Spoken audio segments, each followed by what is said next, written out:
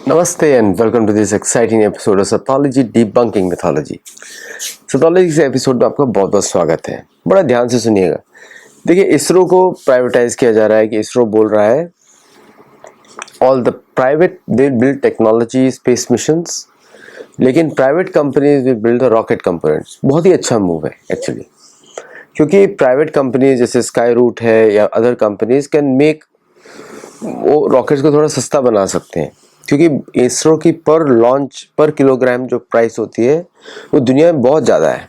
वो फैल्कन या स्पेसएक्स से कम्पीट नहीं कर सकती पर किलोग्राम जो लॉन्च प्राइस है। तो इसलिए इसको प्राइवेटाइज करना एक बहुत ही अच्छा मूव है, जिसको सब लोग अचीव क्वेश्चन भी कर रहे हैं। और मैं जब उनके सारे डिटेल्स चेक करता हूँ तो ये लोग सब पॉलिटिकल कैंपेन्स कर रहे हैं, बट इसरो को प्राइवेटाइज करना is a very good thing. ISRO बड़े काम पे फोकस करे, मिशन क्रिटिकल सिस्टम्स और टेक्नोलॉजी बना के लोगों को ऑफर करे, लोगों को दे, प्राइवेट सेक्टर को, क्योंकि इंडिया का प्राइवेट सेक्टर इज़ ग्रोइंग और जितना ज़्यादा कंपटीशन होगा उतना ज़्यादा होगा। जैसे प्रधानमंत्री मोदी जी ने बोला इकोनॉमिक टाइम्स के समिट में कि स्पेस स्टार्टअप्स, मतलब स्पेशल मैपिंग भी भारत में नहीं होती थी, भारत को मैप्स खरीदने पड़ते थे। ये होना चाहिए कि भारत को जितने भी फॉरेन कंपनीज हैं they should not sell their images of India, उस पर बैन लगाना चाहिए ताकि भारतीय स्पेस प्रोडक्ट्स लोग खरीदें। ये वाइज सेल स्ट्रेटजी है। मेरा पूरा प्रोफेशनल करियर सेल्स में रहा है, एंटरप्राइज सॉफ्टवेयर सेल्स में, तो मैं बिल्कुल दावे के साथ बोल सकता हूँ that will be the right strategy ताकि भारतीय मार्केट बचाया जाए। अजीत डोभाल जी ने बहुत ही, आपको याद होगा कि 18 मई 2025 को PSLV C61 लॉन्च होता है और EOS-09 उसके ऊपर सैटेलाइट होता है, वो लॉन्च कर जाता है। इसरो का इन्वेस्टिगेशन होता है। फिर जनवरी 12, 2026 को PSLV C62, PSLV इतना सेफ रॉकेट था कि कुड नॉट इवन इमेजिन कि वो फेल हो सकता है, वो लॉन्च होता है। और EOS-N1 अन्वेषा था उसके ऊपर, वो भी लॉस्ट हो जाता है मिशन। 2 consecutive PSLV फेलियर और बोथ अराउंड थर्ड स्टेज, और दोनों का स्ट्रेटेजिक इंपॉर्टेंस था। फिर दिल्ली का मूव आता है, मतलब क्या होता है, जनवरी 22-23 को आपने देखा था न्यूज़ में, अजीत डोभाल जी लैंड करते हैं थिरुवनंतपुरम में, जहाँ पे विक्रम साराभाई स्पेस सेंटर है। और ये सब चीज़ें केरला में होती है। आपको पता ही है केरला में कैथोलिसिज्म बड़ा एक्टिव है, इस्लामिज्म भी बड़ा एक्टिव है, और उस स्टेट में जितने फॉरेन स्पाइस काम करते हैं दोनों रिलीजियस बॉडीज़ के थ्रू ऑपरेट करते होंगे। इस पर इन्वेस्टिगेशन होना चाहिए। अजीत डोभाल जी लौटते हैं, इन्वेस्टिगेशन बड़ा होता है। फिर एक एक्सटर्नल रिव्यू आता है, फिर आता है कि पहला फेलियर वॉज इन्वेस्टिगेटेड और करेक्टिव मेजर्स वर रिकमेंडेड, लेकिन एक अननेम्ड इसरो साइंटिस्ट आता है आगे, बोलता है कि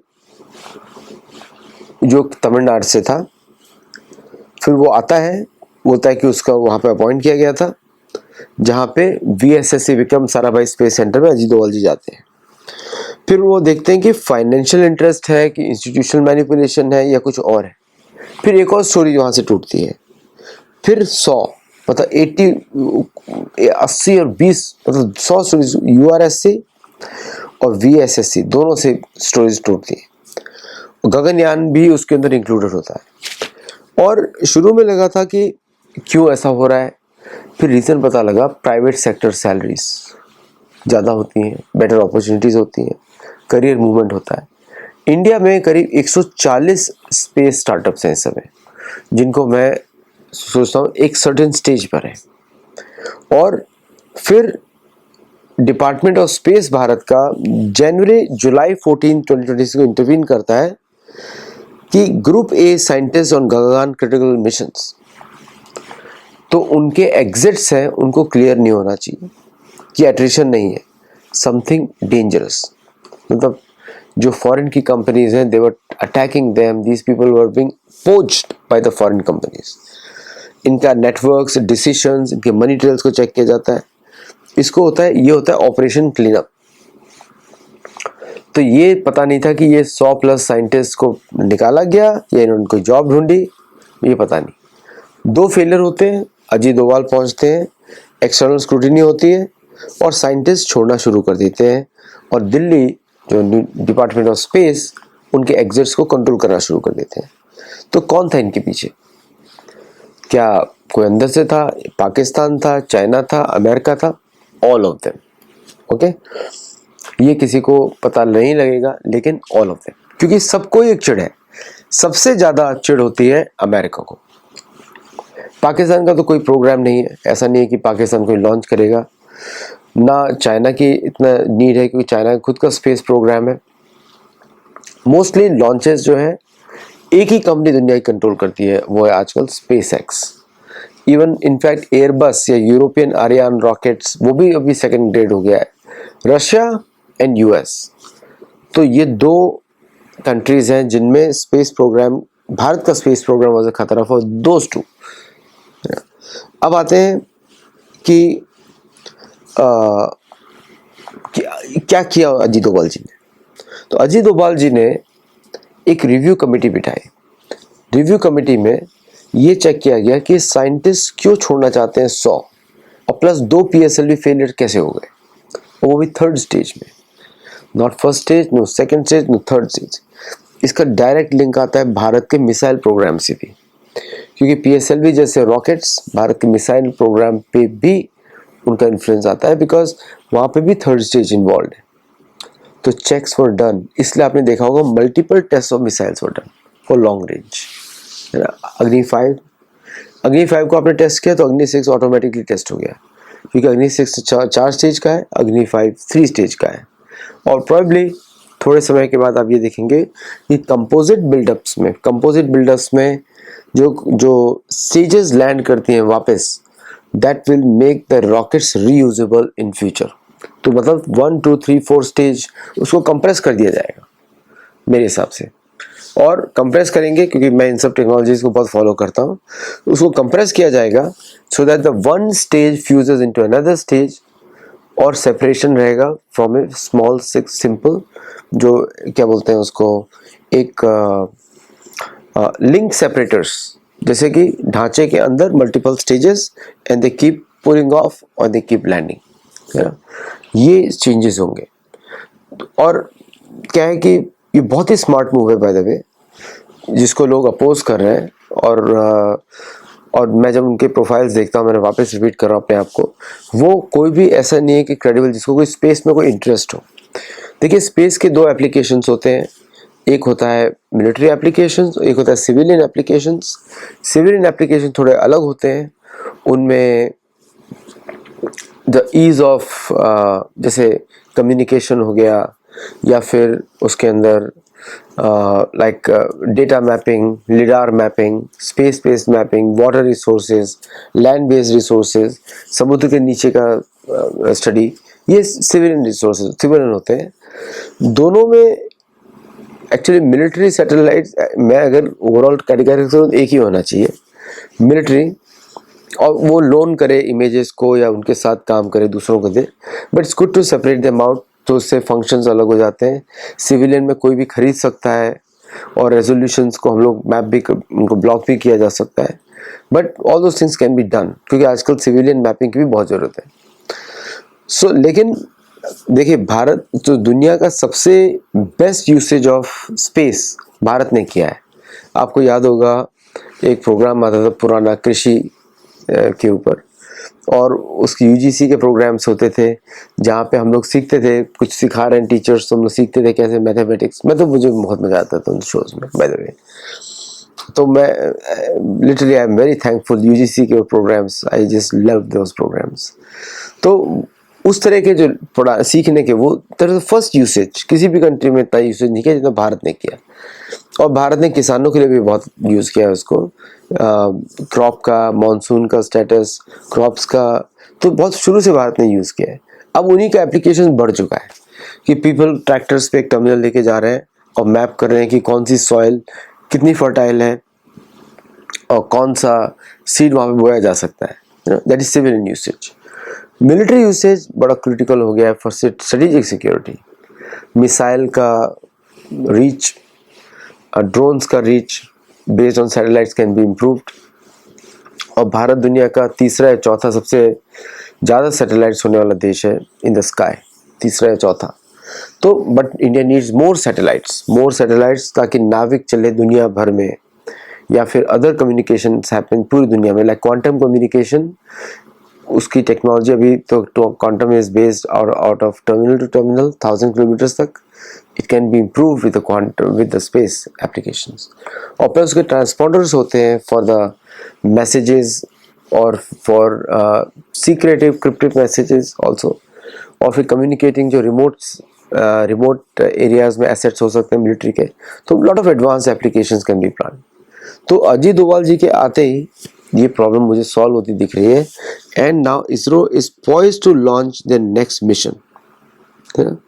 तो नाउ ये जो पर्ज था, पूरा जो पर्ज हुआ वो हुआ कि now the next launch is coming. जैसे बोलते हैं कि तो इसरो अभी नाविक सैटेलाइट लॉन्च करने वाला है NVS-03 सितंबर में। फिर उसके बाद उसके अदर लॉन्चेस है NVS-04 N005 अक्टूबर तक लॉन्च हो जाएगा।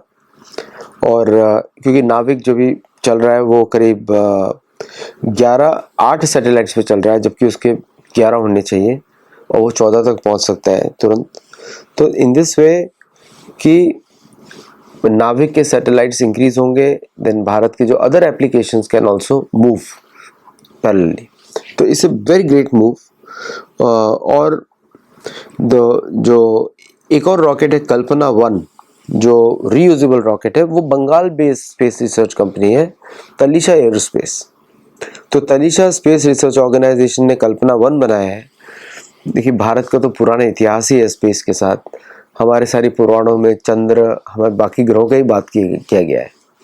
और हमारे जो पुराणों में बताया गया किस तरह दूसरे ग्रहों से लोग पृथ्वी पे आते हैं। तो अगर हम दुनिया में आगे नहीं होंगे तो कौन हो सकता है आगे। तो एक काम और करना चाहिए कि लूनर कैलेंडर बेस्ड भारत अपना, जैसे हम तो वैसे भी हिंदू कैलेंडर लूनर कैलेंडर होता है, लेकिन लूनर कैलेंडर बेस्ड अगर हम सिस्टम बना दें एकादशी टू एकादशी टाइप्स, तो और भी एक्यूरेसी आ जाएगी, और भी एक्यूरेसी। 13 महीने का एक साल होता है, 28 दिन equal in all the months, तो बिल्कुल एक्यूरेसी आ जाएगी 13 महीने का।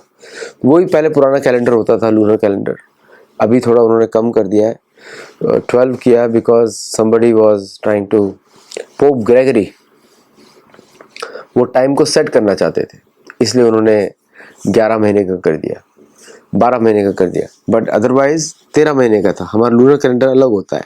जो पोप ग्रेगरी द 13, उसने जो लूनर कैलेंडर बनाया था इन 1582, वो सिर्फ इसलिए बनाया था कि लोगों को याद रहे कि कब उनको टैक्स पे करना है। तो ये इसलिए बनाया गया था। So now with our calendar और नाविक क्लॉक, अगर उसको हम लूनर पे बेस कर देंगे, it will be phenomenal accuracy में भी और टाइम कैलकुलेशन में भी। आज के लिए बस इतना ही। थैंक यू वेरी मच, नमस्ते।